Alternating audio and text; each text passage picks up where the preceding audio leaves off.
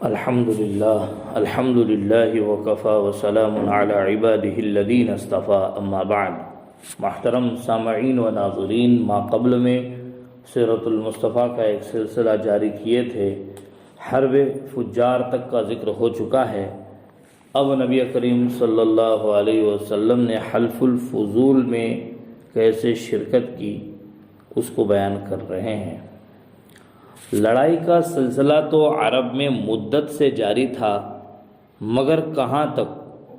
حرب فجار کے بعد بعض طبیعتوں میں یہ خیال پیدا ہوا کہ جس طرح زمانے سابق میں قتل اور غارت گیری کے انسداد یعنی روک تھام کے لیے فضل بن فضالہ اور فضل بن وداع اور فضیل بن حارث نے ایک معاہدہ مرتب کیا تھا، جو انہی کے نام پر حلف الفضول کے نام سے مشہور ہوا۔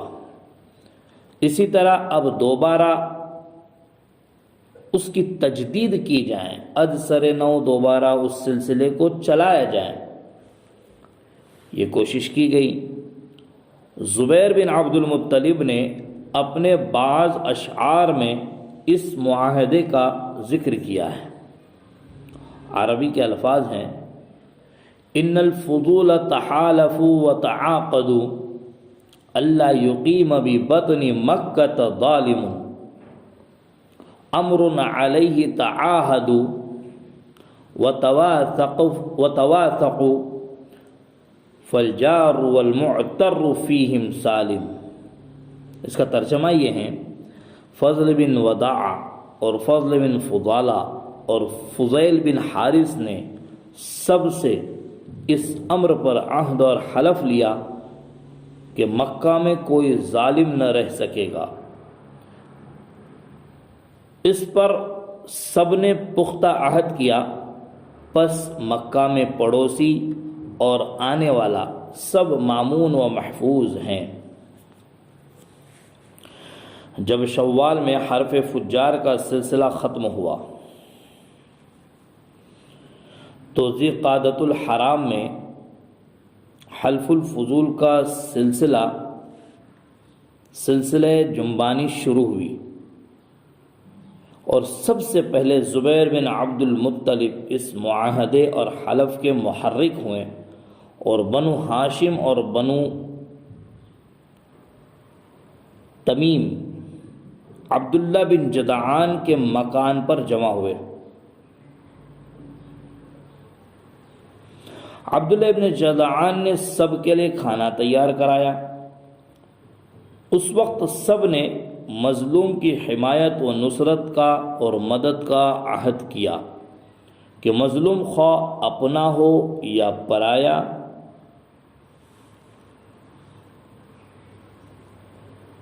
یا پردیسی ہوں، حتی الوسع اس کی اعانت اور امداد سے دریغ نہ کریں گے۔ نبی کریم صلی اللہ علیہ وسلم فرماتے ہیں کہ اس معاہدے کے وقت میں عبداللہ ابن جدعان کے گھر میں حاضر تھا۔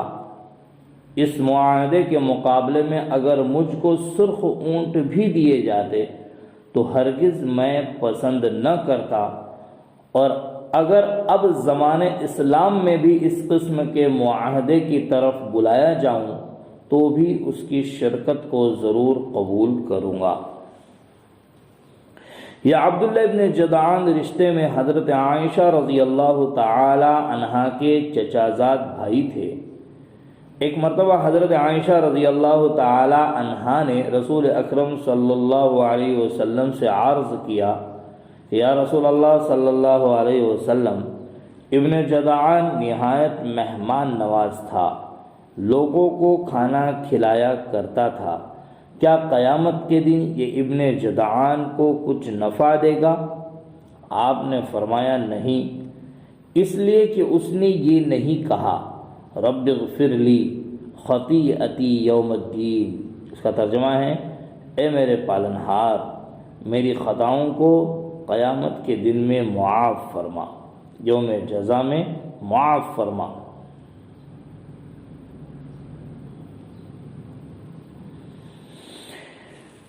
اس روایت کو امام مسلم نے روایت کیا ہے، یعنی اس نے کبھی بارگاہ خداوندی میں اپنے گناہوں کی بخشش کی استدعا اور درخواست نہیں کی۔ ابن قتیبہ غریب الحدیث میں ناقل ہیں کہ رسول اکرم صلی اللہ علیہ وسلم نے فرمایا کہ میں کبھی چلتے چلتے موسم گرما میں عبداللہ ابن جدعان کے لگن کے سائے میں کھڑا ہو جایا کرتا تھا، یعنی عبداللہ ابن جدعان کا لگن اس قدر بڑا تھا کہ اس کے سائے میں ایک انسان کھڑا ہو سکتا ہے، گویا کہ وہ جفان کل جواب کا ایک نمونہ تھا، یعنی جیسے جنات سلیمان علیہ السلام کے حکم سے حوضوں کی برابر پیالے بناتے تھے، جیسا کہ سورہ سبا میں مذکور ہیں۔ تو یہ حلف الفضول میں آپ صلی اللہ علیہ وسلم کی شرکت کو ذکر کیا، اور حلف الفضول کسے کہتے ہیں، کن کی نام کی طرف اس کی نسبت کی گئی، یہاں تک ذکر ہو چکا ہے۔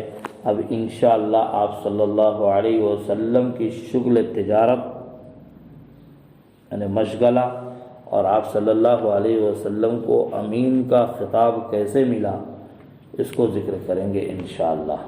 آپ سے گزارش ہے آپ سنیں اور اپنے دوست احباب تک اس کو پہنچائیں۔ جزاکم اللہ احسن الجزاء، وآخر دعوانا ان الحمد للہ رب العالمین۔ السلام علیکم ورحمۃ اللہ وبرکاتہ۔